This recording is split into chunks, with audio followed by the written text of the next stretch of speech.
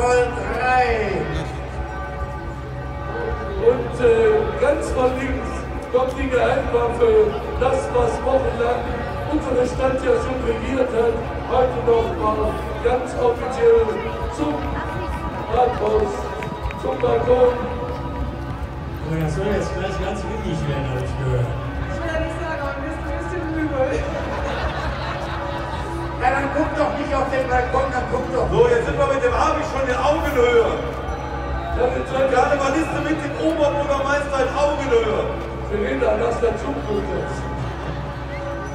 So, und als nächstes kann jetzt schon mal die Kinderprinzengarde. Seid ihr bereit zum Stürmen? Alles gut hier oben. Ja, die Kinder. Aber hat man einen guten Überblick, oder? Abi, müssen wir das Rathaus noch sanieren, dann fahren wir noch ein Stückchen höher. Die Kinderprinzengarde. Aber ich glaube, da oben hängt irgendwas los, weil das wird der Laden hintergehen. Soll ich mal nachgucken? Ja, mach mal. So langsam sind die Kinderprinzengarde auf dem Weg nach oben. Jeder guckt da oben und unten wird die Tür gestürmt.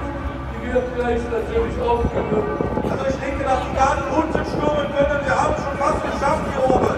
Dann darf ich jetzt nach den Kinderprinzengarde auf die große Reiterprinzengarde von rechts Also du kannst wieder gucken, wir landen. von links bitten, den Sturm zu öffnen, denn jetzt ist unser Kinderprinzenpaar schon fast gelandet. Aber jetzt geht's nochmal Verletzung an zur Landung. Heftiger Sturm. Wir landen. Ja, gleich ist unser Prinzenpaar auf dem Balkon des Rathauses. Es dauert nicht mehr lange. Wer hatte eigentlich diese bescheuerte Idee? Dann müsst ihr bitte nach unten kommen, sofort. Ich bleib hier unten stehen. Nein, Wir sind angekommen. Ja, der Wegweiser des Oberbürgermeisters. Da wohl zurückziehen, damit ist der Sturm heute von oben losgegangen, statt von unten. der Die Nobel, Prinzengarde nochmal von links, die Reiter von rechts. Die Blau-Gelben ziehen sich freiwillig zurück. Von oben übers Dach, über den Balkon, hat unser Prinzenpaar das Rathaus erobert. Das Kinderprinzenpaar schlägt sich von rechts durch.